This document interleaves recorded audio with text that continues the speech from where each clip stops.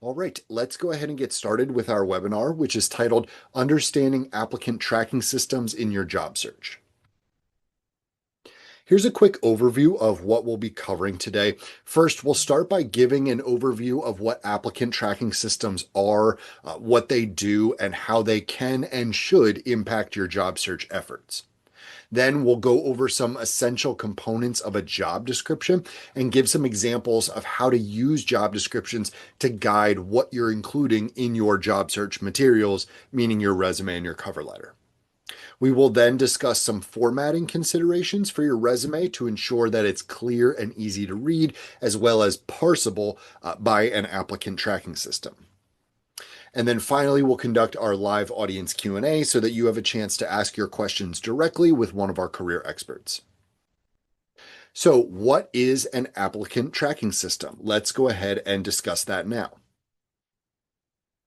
An applicant tracking system is essentially a software application that helps employers collect, track, and manage job applications during the hiring process. Basically, you can think of it as kind of the hiring team's digital filing cabinet, helping them keep all of their applications, candidates, and other essential aspects of their search organized. Now, of course, they have some additional functions that we'll discuss in greater detail on the next slide, but that's kind of a solid basic overview of an ATS. And it's important to know that a vast majority of recruiters throughout the world use some form of applicant tracking system. And the larger the organization in terms of available resources, the greater the likelihood that they will be using an ATS. And there are also a number of popular applicant tracking systems out there, which you'll see listed in that last bullet point on this slide. And chances are good that you've encountered one or more of these throughout your own job search. And different ATS, they have their own, nuances, but they largely operate very similar to one another with fairly minor differences in their user interface and specialized functions on the back end. But those differences are fairly minor, at least for the purposes of our discussion. So we'll be talking about them in sort of a broader sense today. But with that, kind of introduction into applicant tracking systems out of the way, let's go ahead and dig a bit deeper into some of their most crucial functions. Applicant tracking systems can come with a lot of different functions depending on the tool and the level of service that the company has paid for, including things like candidate sourcing, providing email templates, interview scheduling capabilities, advanced analytics and reporting, and integration with other various systems that the company might be using. But for our purposes today, and from a job seeker's perspective, we're going to focus primarily on the functions listed here on this slide. So let's go over these now. First, as I already touched on in the last slide, the main purpose of an ATS is to collect applications for open roles and store and organize those materials in a database, giving recruiters the ability to view and manage applications all in one place. This is what I was referring to when I described an applicant tracking system as a digital filing cabinet. It gives the hiring team an easy method of managing all aspects of their hiring process. And then beyond this primary function, ATS are also able to scan and extract information from your resume, like your job titles, specific skills, dates of employment, degrees, and other credentials or qualifications. And then it can organize that information into searchable fields for the recruiter's convenience. And you've probably seen this in action before when certain fields of an application are kind of auto-populated from information that the ATS found from your resume. And one thing to be aware of in regards to this function, as well as the next one that we'll talk about, is that if your formatting is too complex or you upload the wrong file type, like uploading an image-based PDF instead of a text-based PDF, the applicant tracking system might struggle to parse your information, which could hurt your visibility to the recruiter or the hiring manager. And next, the applicant tracking system is often able to make your application and resume searchable by keyword. And this is actually why so many people think that they need to kind of keyword stuff their resume in order to kind of beat the ATS, which is actually a bit of a myth or a misconception, I guess I should say. The applicant tracking system is not auto rejecting you because you didn't include enough keywords from the job description in your resume. However, keywords do matter because the recruiter is able to search the ATS database by keyword and see which candidates have those keywords included in their materials. For instance, if the job requires experience with a specific type of software program, the recruiter can quickly narrow down the number of candidates they have to review by searching the ATS for the name of that software program. And we'll expand more on this later, but keep in mind that you aren't trying to beat the ATS, but keywords definitely do matter. Now, where you can be auto rejected is from this next function of an ATS, which is filtering applications and candidates using knockout questions. Some applicant tracking systems allow employers to set up knockout questions, which are typically yes or no questions that can automatically filter you out based on your answers even before a human sees your resume. So, for example, if the job requires you to reside in a certain country, hold a certain degree or educational credential, or work a specific schedule, the employer might ask that in the application using a knockout question because it would waste their time, kind of sifting through candidates that don't meet those absolutely essential criteria. And if you've ever immediately received a rejection email after applying to a job, chances are good that you either encountered one of these knockout questions or the job opening had already closed and the job posting or application just hadn't been removed from the employer's website yet. And lastly, some applicant tracking systems are able to assign a score or a rank to candidates based on the number of keywords included in their resume. And those keywords are often weighted based on the importance to the employer. They can sort of set a certain weight to particular keywords. And this is another reason why keywords do matter. But whether it's a human or an ATS that's reviewing your resume, you still need to be sort of speaking to the employer's needs and priorities, which naturally means kind of mirroring the language, the skills, the competencies, and the experience that they've outlined in the job description. Candidates with higher scores or ranks are more likely to be seen, but once a recruiter is reading your resume, what you've written needs to make sense and be relevant to them. So that means that you shouldn't fall into that trap of keyword stuffing just to beat the ATS, because if you're simply, jamming as many keywords into your resume as you can, instead, of paying careful attention to job descriptions and looking for ways to thoughtfully weave aspects into your resume in a way that makes sense and will be relevant to your reader, well, then you're not going to make it beyond, that scoring or that ranking. It needs to make sense. There needs to be some context in order to make sense for that recruiter or hiring manager. It's not just about achieving a high score or achieving, a good rank.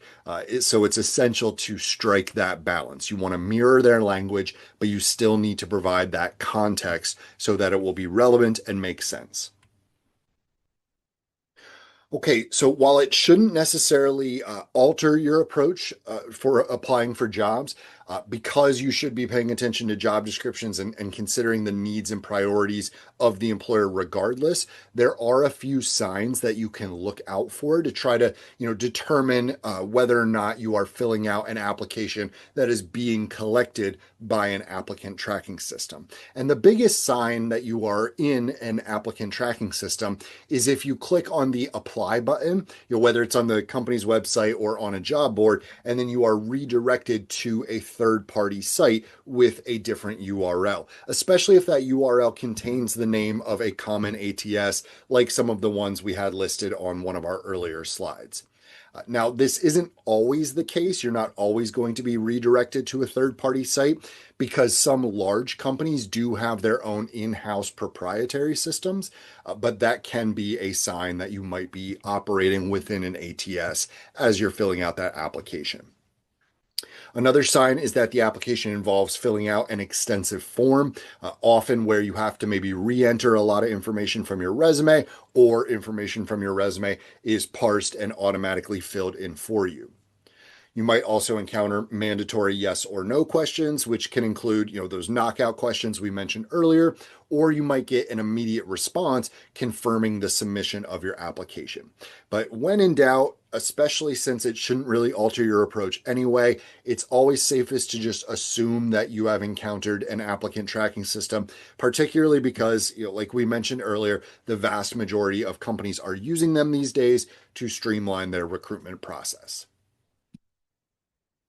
So, whenever you're job searching, a good rule to keep in mind is to think about your audience. Essentially, what is it that they are looking for in a potential candidate? What are their top needs and priorities? What problems do they need help solving? What should you share about yourself to get them wanting to learn more about you?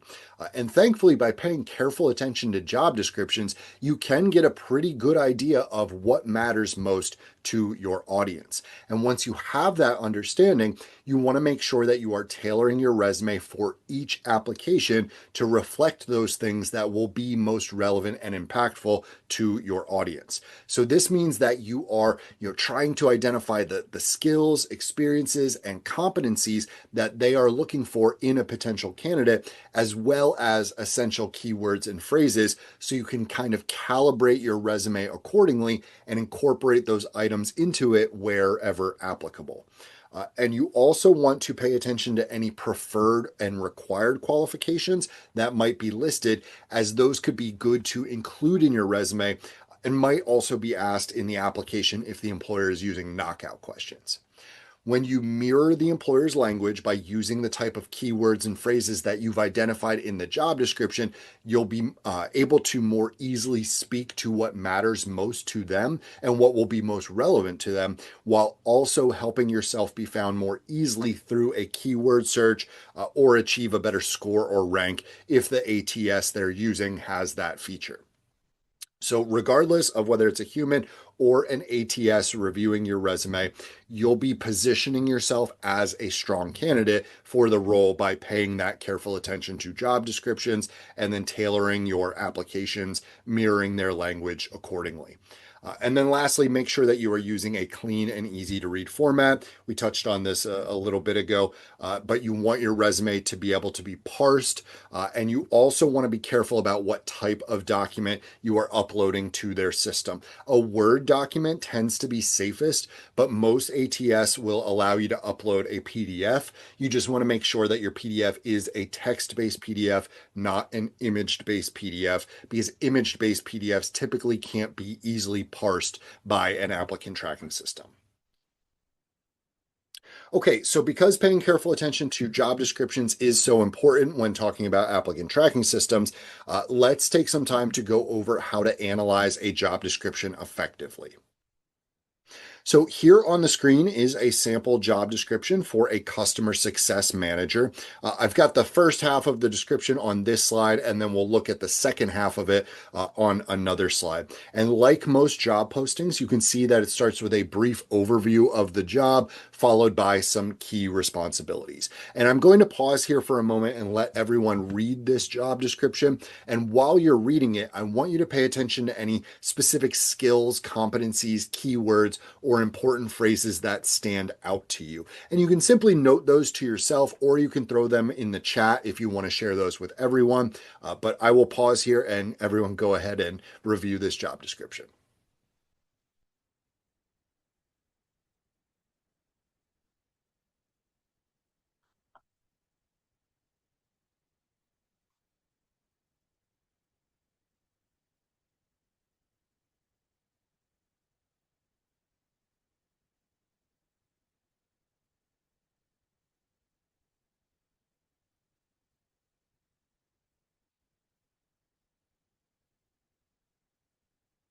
Okay, that was about 30 seconds. So let's go ahead and look at this same posting just now in a different way. Here is my personal analysis of that same job posting. And you can see that I highlighted elements that stand out most clearly to me as being essential or highly important to the hiring team for this role. These are the types of skills, phrases, keywords, competencies, experiences, etc., that you would want to make sure you're mirroring in your resume so that you can be sure you're speaking to the needs and priorities of your audience and positioning yourself as a strong candidate for this role.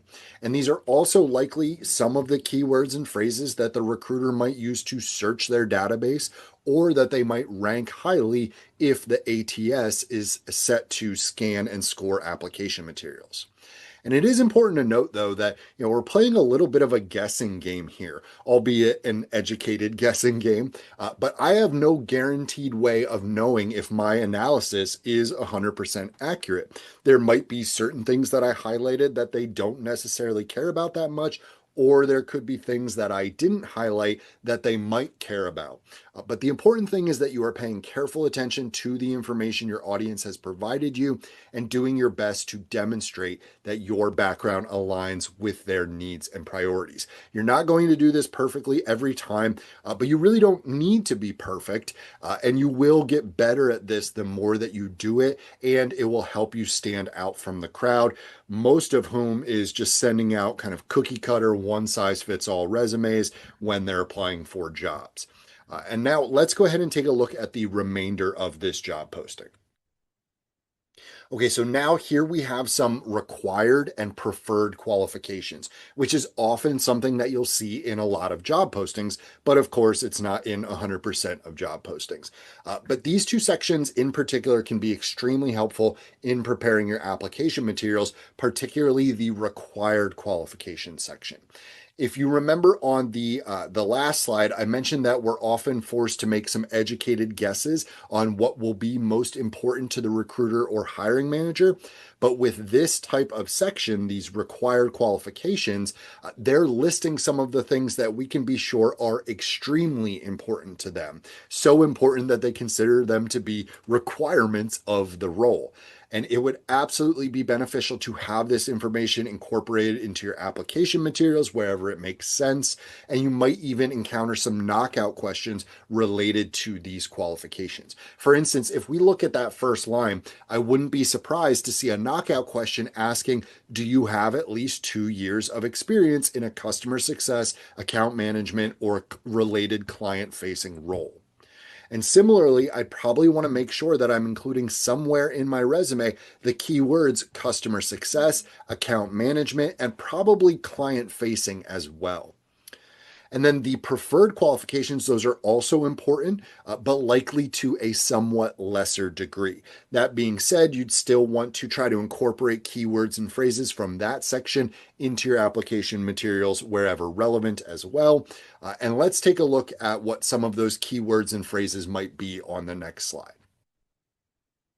All right, so once again, analyzing the job description carefully to pick out keywords and phrases that might make sense to incorporate into your resume wherever applicable or relevant. And remember, don't fall into that trap of just keyword stuffing. You want to be intentional, looking for logical places to mirror the employer's language, not just jamming in all the keywords you can without providing any context that helps them make sense of what you're talking about or what you bring to the table. All right, so as we get close here to the end of our webinar, let's go over a few important things to keep in mind when formatting your resume. Some general rules here to follow in terms of formatting include keeping your resume within just 2 pages, making sure that it is error-free, and playing it safe with your formatting. A lot of applicant tracking systems have difficulty scanning or parsing information in, headers and footers, or they can run into challenges if you've used uncommon fonts, uncommon bullet points, graphics, images, photos, charts, graphs, and margins that are smaller than half an inch. A little bit of color is okay, definitely, but use it sparingly and strategically in order to kind of catch the human reader's eye. So make sure you're not overdoing it on the color.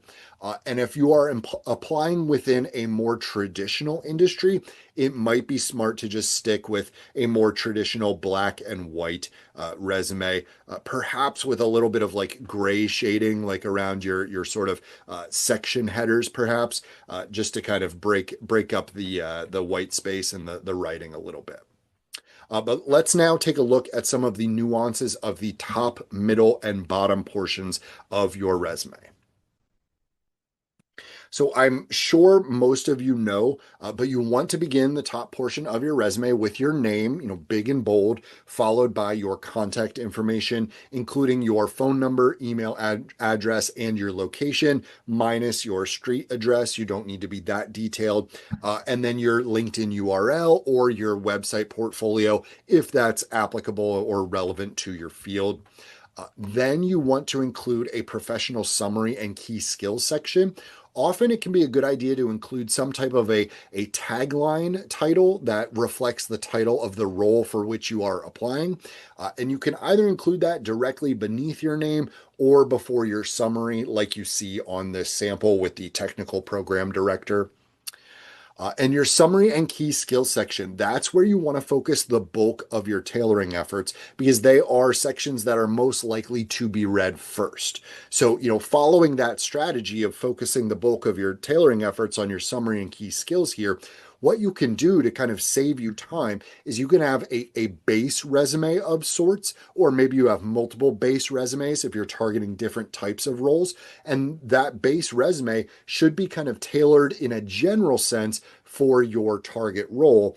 And then you can directly tailor these sections specifically for each individual application. You would make a copy of your base resume, you would rename it, typically, first name, last name, resume for whatever the company's name is. And then you could go into that copy and tailor these two sections specifically for that individual or particular job description. And with your skills section, you also want to make sure that you are, later on in your resume giving examples of how you've used those skills to achieve positive results, in the description of your past roles. You don't want to just list out these skills and then hope the employer will believe that you actually possess those skills. And one other thing that you can consider including in the top portion of your resume is a highlighted attributes or highlighted achievements or highlighted contribution section directly following your key skills. If there are other, sort of miscellaneous things throughout your resume that you want to bring, sort of prominently to the attention of the recruiter or the hiring manager. That's kind of adopting sort of what's known as a hybrid resume format, kind of a combination of a functional resume and a chronological resume. So that is another option, but you don't have to have that section, of course. Okay, then the middle portion of your resume, that's where you'll have your professional experience section where you describe your current and previous roles. Now, when describing your past work experience, you want to make sure that you aren't simply listing out the tasks and responsibilities that you've held. Instead, you want to try to highlight things like the purpose of your work, the method you use to accomplish your tasks and responsibilities, and especially the positive results that you were able to achieve or the positive contributions that you were able to make in each position. What goals or milestones did you accomplish? Who was helped by your actions? What was improved? How did the company benefit from your work? That's the type of thing you want to make sure that you are adding into your resume wherever it makes sense. Employers don't just care about what you did, they want to know that you were successful in doing it. And it can be particularly helpful to include quantifiable metrics when possible. I know that's not I know that's not a possibility in all situations, but when possible, include those quantifiable metrics to help you emphasize your successes and demonstrate the magnitude of your work. Okay, now when you make a copy of your base resume and start tailoring the top portion for an individual job application, like we talked about, it is also smart to review the middle portion to see if there are some maybe minor tweaks or adjustments that you can make here as well to further align with the needs and priorities of that employer. And that can be as simple as, just sort of reordering your bullet points so that the most important things are listed, sort of first within those different career entries.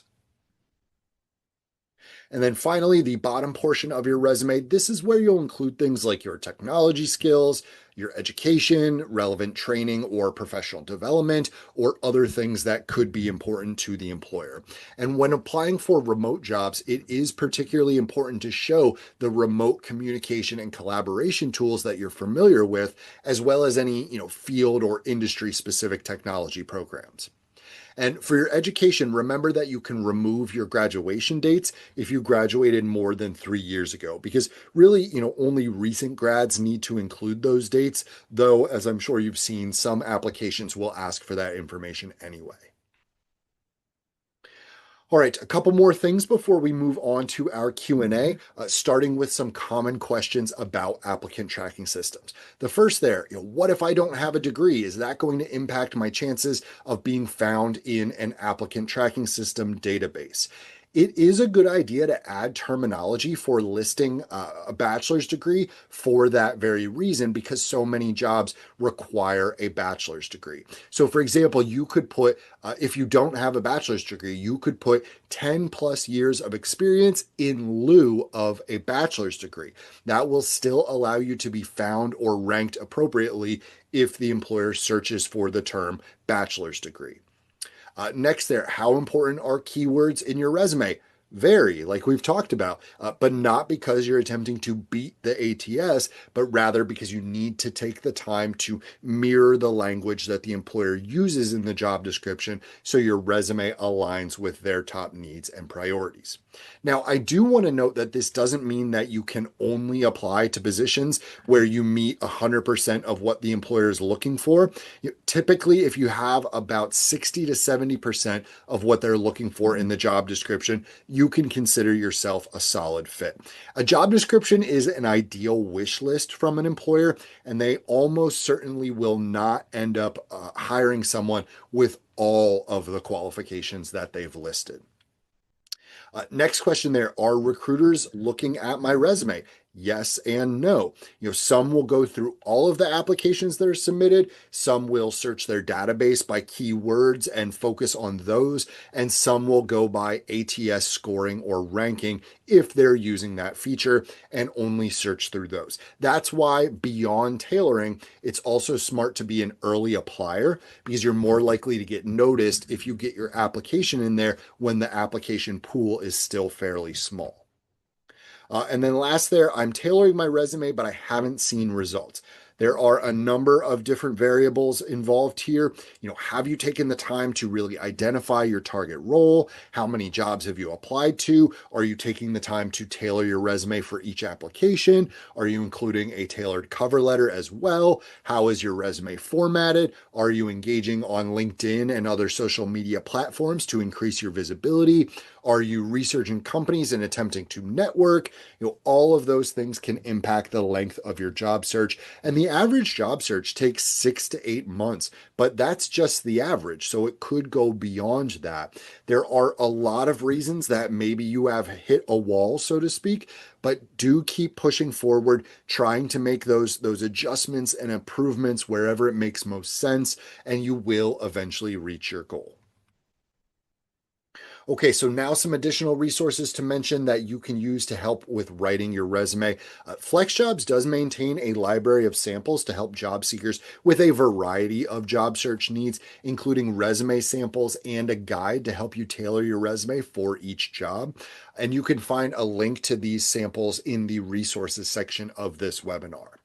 Also, in the FlexJobs blog, which can be found at flexjobs.com/blog, or by clicking the articles tab on the FlexJobs homepage, we have a number of different free articles and resources related to resume writing.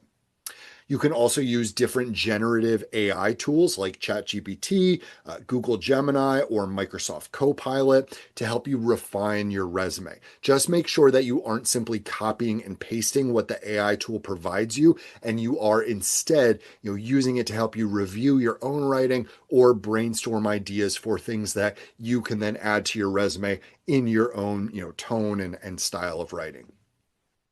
And then lastly, there is an online resume builder called My Perfect Resume that is actually in the same family of tools as FlexJobs. And you can find a link to My Perfect Resume on the FlexJobs website if you scroll to the very bottom of the homepage, or actually, I think it shows up on any page that you're on, and then look at the column of job search resources on the very right hand side and click on the linked words that says online resume builder. That will link you out to My Perfect Resume. Okay, so as we come to a close here, just a few final action steps and reminders that you can take with you from this presentation. First, assume that the employer is using an applicant tracking system because the vast majority of employers are using them. And regardless, you still want to make sure that you are emphasizing your fit for the specific position and including information that's going to be relevant to your audience, whether that is a human recruiter or hiring manager, an applicant tracking system, or a combination of both. Next, remember to carefully analyze job descriptions so that you know what qualifications are most important to the employer and can pick out keywords and phrases that should likely be incorporated into your resume. Then tailor your materials to align with the employer's needs, because if you aren't aligning your background with their priorities, it's really easy to be overlooked.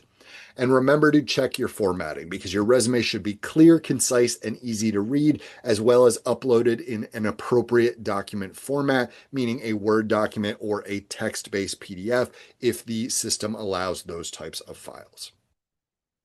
All right, as a quick reminder, a copy of the recording as well as resources presented will be emailed out within the next week. Do be sure to check your spam folder just in case it gets filtered there. For even more tips, tricks, and resources, I recommend going to the FlexJobs blog. You'll see the URL there on the screen. It includes a vast amount of free articles, resources, webinars, and videos for members and non-members alike. Now let's go ahead and open up to your questions. Please remember to type them in the Q&A section rather than the chat section. And feel free to give a thumbs up to anyone else's question you'd also like to hear answered so that we know which questions are the most popular.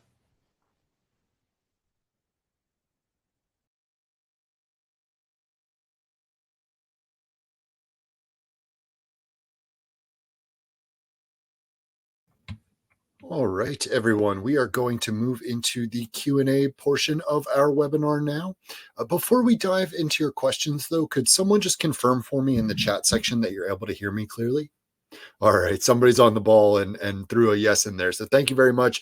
Once again, my name is Keith Spencer. I'm one of our career experts here at FlexJobs, and I will be answering your questions for you. So let's head over to that Q&A section together now.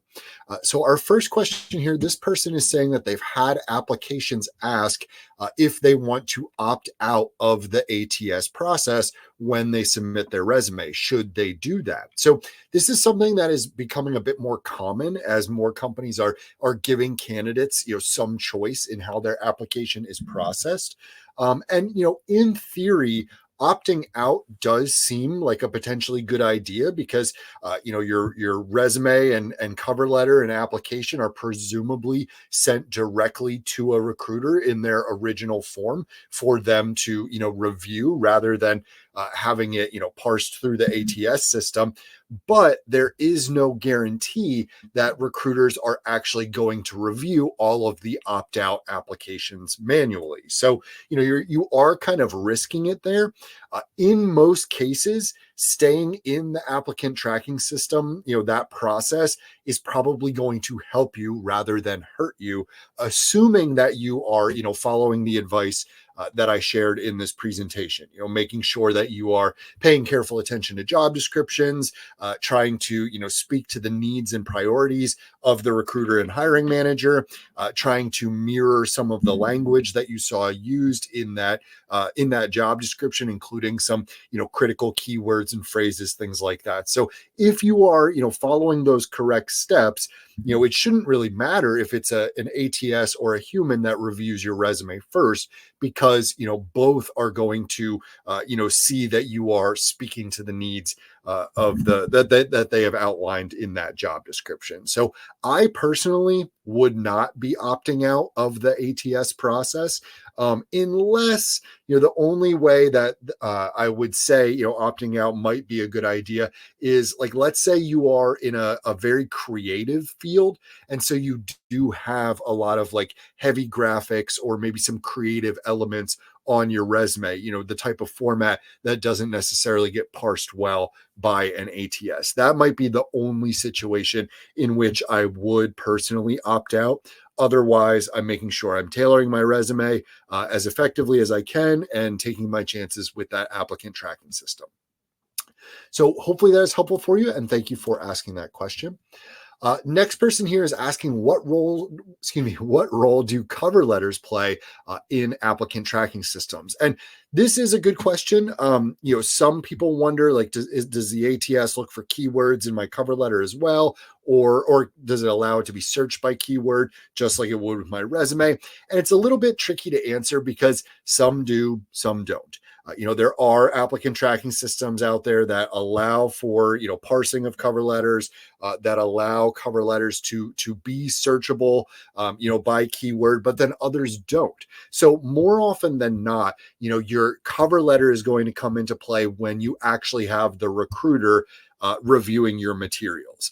And cover letters are often the bane of the job seeker's existence, because there are so many questions around it. You don't know if they matter. You don't know matter to that specific employer or that specific recruiter. You don't know if it's actually going to be read. You don't know if it's just a big waste of your time. Now, that being said, I personally and my fellow career expert Tony, we both vehemently believe that cover letters do matter and are worth customizing and tailoring, just like your resume, for every application. It's really taking that quality over quantity approach. Like, yes, I understand that sometimes your cover letter might not get read, and maybe I did waste my time a little bit, but if there is anything that I can be doing to move that needle in the right direction for me and potentially increase my chances of landing that interview, and it's a job that I genuinely care about, well, then I'm going to do that. So getting back to your specific question, some ATS can parse cover letters, others don't, or allow them to be, screenable. Typically, though, it is going to come into play when the recruiter is reviewing your application. And an instance where it can really matter is if they're down to one more spot for interviews, and it's between you and one other person, and they didn't write a custom cover letter or take the time to even submit a cover letter, and you did, that could tip the scales in your favor. So I'm a big fan of cover letters, and I think it's worth the time. And you can, just like I mentioned in the presentation with sort of that base resume idea, you can have a general sort of outline or template for a cover letter, and then make sure you're going in and kind of customizing and modifying at least the body paragraphs for each specific application. That tends to speed things up a little bit, and can help with still having a quality application without wasting a lot of your time. So I know I answered a little bit more there than you asked for, but thank you for asking that question. I hope that was helpful. Let's see. Next question here. So this person is saying, what are your thoughts on a single PDF that starts with a custom cover letter formatted in the same format as the following resume, or is it best to have separate PDFs for cover letter and resume? So good question here. And a couple things to unpack. So if you get into, the application or the applicant tracking system, and it only allows you to upload one single document, like it asks for your resume, there's no space for other documents, no specific space for a cover letter, you can merge your cover letter and resume into the same document. That is the only situation where I would do that. If it allows you to upload them separately, I'm going to upload them separately personally. Now, if you do end up, because there is only one space to upload, or it only lets you upload one document, if you do end up merging them together, I would list the resume first and then have your cover letter on, your third page. Like your resume typically, should be 1 or 2 pages, and then your cover letter could be on that second or third page, depending on how long your resume is. But the resume tends to matter more to the majority of recruiters. So that is what I would list first. So hopefully that is helpful. I have a little bit more to share, but it kind of blends into the next question. So we'll move on to that one, because this person is asking, how do you know if the PDF is image-based or text-based? So the last question, mentioned PDF. So I did want to talk about this a little bit, because I saw that there were a couple different questions about this. But so as mentioned in the presentation, there are two main types of PDFs. There are image-based PDFs, there are text-based PDFs. Typically, most applicant tracking systems can parse information from a text-based PDF. Now, that being said, you want to look at the page or the portion of the application where you are uploading your document. Usually it'll say what types of files it allows or it can handle. You want to make sure that it does say that PDFs are okay in there. But then you want to make sure that you are uploading a text-based PDF rather than an image-based PDF, because image-based PDFs tend to not be parsable like text-based PDFs. So an easy way, this doesn't necessarily guarantee, but a pretty easy way to check is you open your PDF, you take your cursor, your mouse, you take your cursor on the screen, and you try to highlight a single word or a single, line of text. If it allows you to highlight a line of text, that tends to mean you have a text-based PDF. If instead, when you click your mouse and you try to start highlighting it, you're dragging your mouse, if it starts to create a rectangle, it looks like you're trying to create a rectangle around whatever you're dragging your mouse on, that tends to mean you have an image-based PDF. When in doubt, though, it tends to be safest to upload a Word document or a .txt, whatever type of word processor you're using.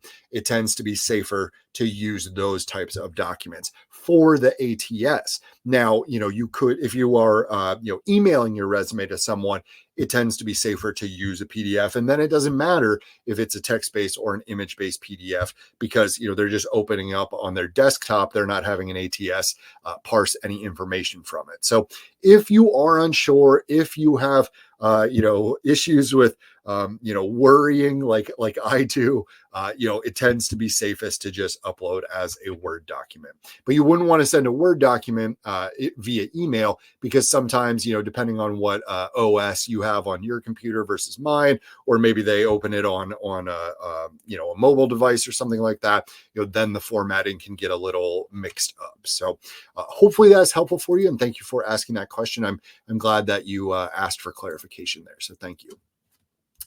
Okay, next one here. So does bolding keywords on a resume help or hinder ATS pulling your resume to the top? So bolding should not have any effect on parsability.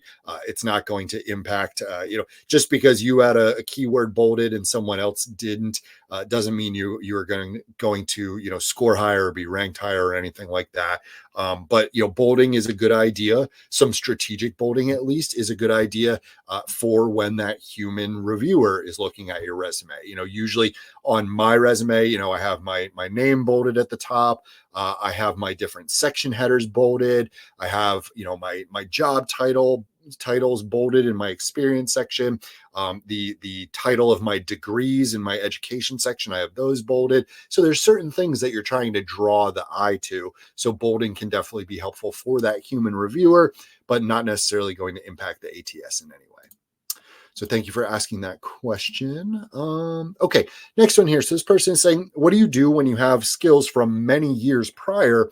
However, you only go back 16 years on your resume. So yeah, on your resume, typical, rule to follow is that you want to go back only 10 to 15 years in your experience section.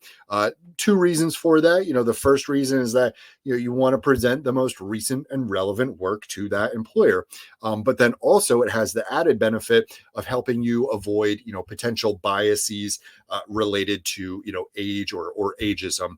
So, beneficial to only go back 10 to 15 years. But some people run into an issue like you're describing here. Well, I have, earlier experience than that. That is highly relevant for this specific audience. And it's more relevant than anything I've done more recently. And I want to get that onto my resume. So in that situation, that is where I would probably pull in like a highlighted accomplishments or highlighted attributes section directly after my summary and key skills section. So I'd have my summary and key skills first, and then I would have that section right before my experience section, where I can pull in some of the sort of miscellaneous things that I've done throughout my career that I want to prominently bring to the attention of that recruiter or hiring manager. Because you could of course list those skills in your key skills section, but you don't want to, you kind of want to take like a show don't just tell approach.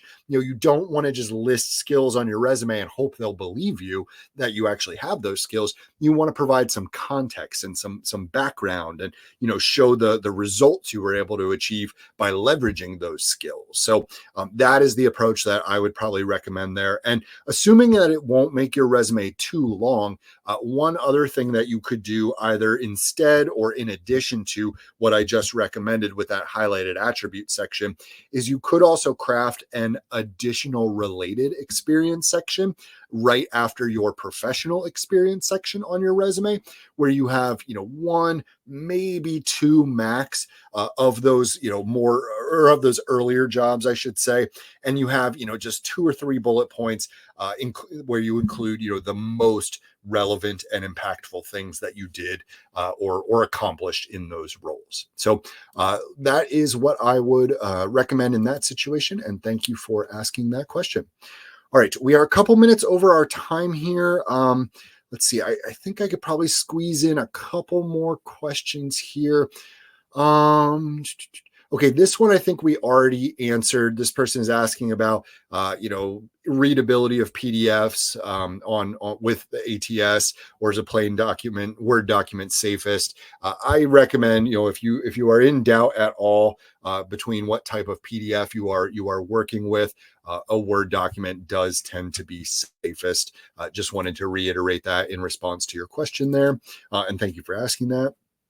And let's see, another one here. This person is saying, do ATS trackers cross-reference information from your resume with your LinkedIn profile, and do they have to match? So I don't personally know of any applicant tracking systems that can, just find your LinkedIn or follow, if you have your LinkedIn URL on your resume, that can, jump out of the ATS and find your LinkedIn based on that URL. However, if you are, a candidate that they're interested in, chances are good that a recruiter or hiring manager is going to follow that URL and take a look at your LinkedIn profile. And that being said, they don't have to be a perfect match, but they should be, cohesive, right? Like, I don't want to see anything on your LinkedIn that is, completely surprising and totally different from what you're telling me on your resume. So, it should be similar, but your descriptions, of course, are going to be different. Your LinkedIn tends to be a bit more broad because, you're speaking to a wider audience. Very rarely in a job search do you just have one specific type of role that you're targeting. Often you are targeting, some adjacent roles or a couple different roles that have a lot of similarities and things like that. So, you're speaking to a broader audience with your online networking profiles, and you're speaking to a much more narrow audience with your resume. So they should make sense. They should be cohesive, but they don't need to match, especially not word for word. I take the approach of, with my resume, I don't use any first person, so no I's, my's, me's, or we's. I kind of keep things very sort of like formal, almost kind of like clinical. And then on my LinkedIn, that's where I let, some of my personality shine through. Like I use paragraph form on my LinkedIn. I do use I's, my's, me's, we's, that kind of stuff. And I talk a bit more about, the things that I'm like passionate about and stuff like that. I very rarely will include the word passionate on my resume, unless of course that is a keyword from the job description that was mentioned multiple times. Then I might put that on my resume. Okay, so we are now quite a bit over our allotted time here, so I am going to go ahead and draw to a close. Really appreciate you all taking the time to join us today, and I sincerely hope that both the presentation and the Q&A were beneficial for you all. Highly encourage you to check out some of our future webinars. We have some good ones coming up next week. On Tuesday, July 29th at 2 p.m. Eastern, we have a webinar called Work From Anywhere, How to Make It Happen. And then on Wednesday, July 30th at 11 a.m. Eastern, we have a webinar called 7 Must-Have Skills Remote Workers Need. So thank you once again for joining us today. Sincerely hope this was helpful for you, and I wish you all the best of luck in your job search. Take care.